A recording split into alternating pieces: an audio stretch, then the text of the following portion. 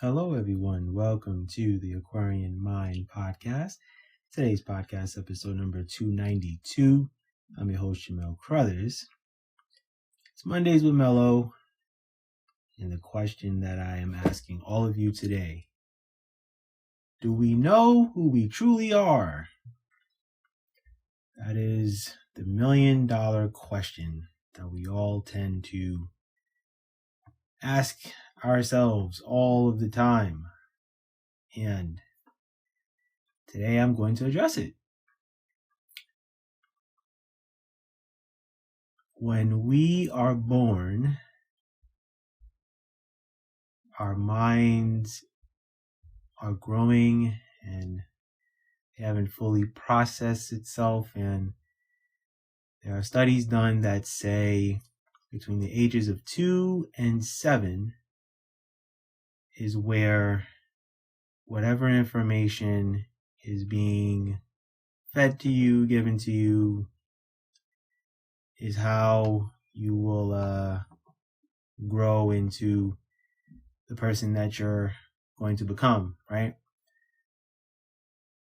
I say this to say that when we were kids, we were being inundated with so much information from our parents, whether you had one or two parents or you grew up with, a family member, whatever the case is, to your family, to morals, values. But then the media is also telling you who to be, how to be, promoting toys and cartoons and inappropriate content and all of that, right? So we grow up in a place and in a world where we're constantly being told what to do, how to do it, when to do it, and all of that good stuff, right? We're basically brainwashed and programmed into being people who we're not meant to be, right? When we're born, we are born with a race, an ethnicity, a religion. The majority of us, not all of us. A lot of people aren't religious. A lot of people are spiritual, which is great, wonderful, mazel tov. We are being given so much information all in one shot. And by the time we become adults, we are going into a world that really doesn't cater to us in a lot of ways. The world is built off of negativity, and money is made off of negativity, right? Money's made off of your insecurities. If a man is balding, they have products for you to grow your hair back. If you're getting older and you want to look youthful again, they have Botox and they have skincare routines, and then there's makeup, for women. You're not really the true you, right? Because you're doing those things to change your appearance, to make yourself look better, right? And then the question is are we who we are around everybody? No, we're not. We're different around different people, right? When you're with family, you're a certain way. When you're with friends, you're a certain way. When you're with coworkers, you're a certain way. When you're with acquaintances, you're a certain way. When you're dating or with a significant other, you're another way.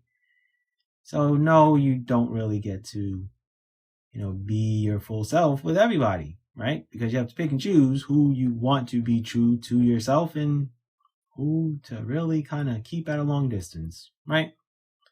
And then there's that element. We do not take the time to explore who we really are from a spiritual standpoint, and a mental and an emotional standpoint, right? Because we're so entrenched in our physical appearance, our outer layers of who we are, that we forget to really address who we are from a mental standpoint, an emotional standpoint, and a spiritual standpoint. We're not taught that walking in the grass is grounding within the earth. That's why they created sneakers and shoes. So we don't utilize that. We're not told to go into nature and how nature is pretty much the sum of who we are as people and as a human race, right? There's a lot of history that's kept from us. There's a lot of remedies, home remedies that help us to, make us feel better, right? Like, the funny thing is right now I'm dealing with eye strain.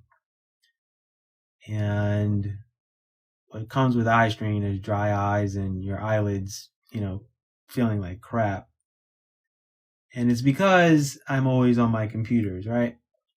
I'm on my work laptop for 9 hours a day, and then I'm probably on my personal laptop another 2 after the day's done, plus I'm on my iPad, on my phone. At some point, my eyes are going to get to a point where it's like, okay, enough is enough, right? Now, what's the remedy, right? It's easy to go say, well, let's go get Refresh, which is those eye drops that are sold, right? And that's what, $14 a pop. The reality of it is why am I going to go spend $14 for eye drops that I'm going to use maybe once or twice? And then that's the end of it. So that's a waste of money and time, right? So for me, it's a longevity thing. Now, I have glasses. I was prescribed them a few years ago because I developed an astigmatism in my eyes, and my ophthalmologist gave me a prescription for glasses. And I wore them, and I'm the on and off guy, and I don't wear them consistently. Now I'm back to wearing them. But back to the eye strain, right? It would be easier for me to go get the eye drops. It's harder for me to actually go outside and look into the sun and get that dopamine hit from the sun, which I did on Friday, which made my eyes feel better. And then throwing cold water over your eyes, which allows your eyes to develop some, water in them, that helps. And it's funny? I did those 2 things, and then I went and read an article on how to, alleviate the whole eye strain thing, and those were 2 of like the 6 things that you can utilize. How ironic, right?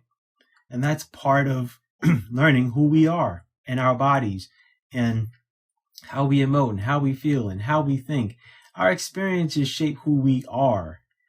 And that's what we have to understand. It's funny how 2 natural resources that I utilize actually help my eyes, rather than go on Amazon and order eye drops or walk up the block to Walgreens and get eye drops in order to make my eyes feel better. I also have glasses for blue light protection, right? So I'm alleviating certain things. I'm getting a humidifier. That will help with the air quality in my apartment, right? That's a longevity thing. Eye drops is temporary. Humidifier, longevity. Wearing glasses often. Getting a screen protector for my computers. That's a longevity thing. And that's the point. We have to start looking at who we are from the moment we become adults, and we have to start looking at it from a longevity standpoint. We have to continually work on our personal growth. We have to turn off our TVs. We do have to get off of our tech devices. We do have to stop letting these social media apps and these companies advertise to us all the time. We're being advertised to all the time. Think about it. If you play a game, you're being advertised to for another game. You're on a social media app, you're being advertised to buy stuff. You go on your emails, you're being advertised to. You're looking on one website, but then there's ads for something else. You're being inundated with information all the time.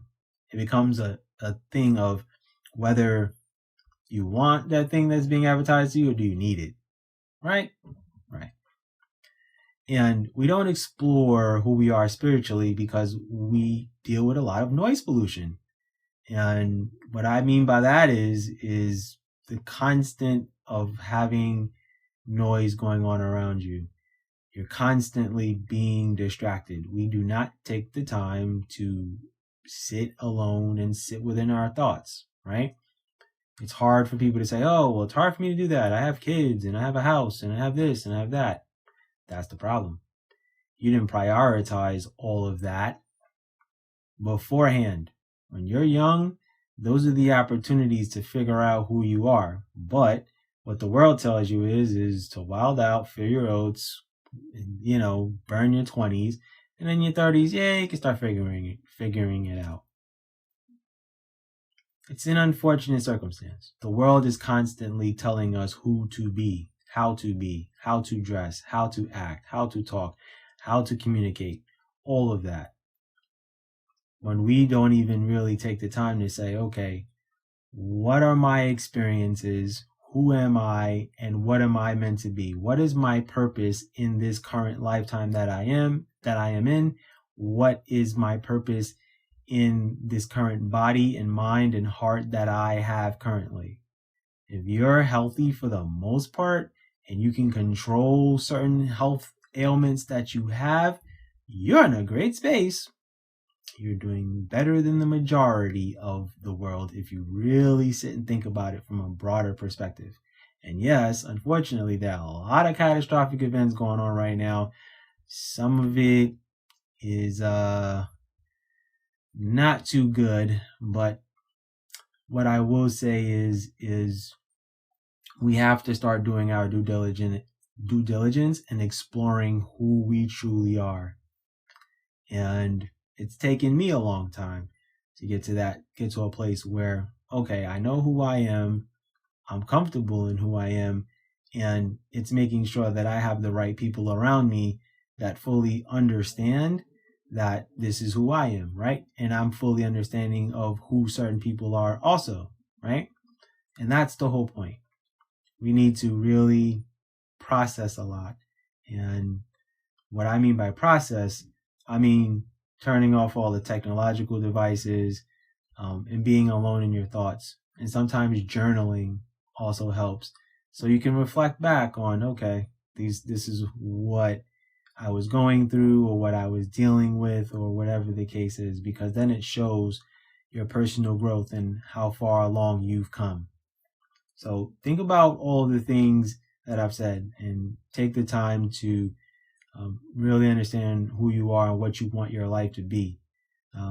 Life is not, work 9 to 5, constantly grind and be in survival mode. You need to be fully living and living your own life and living your own experiences.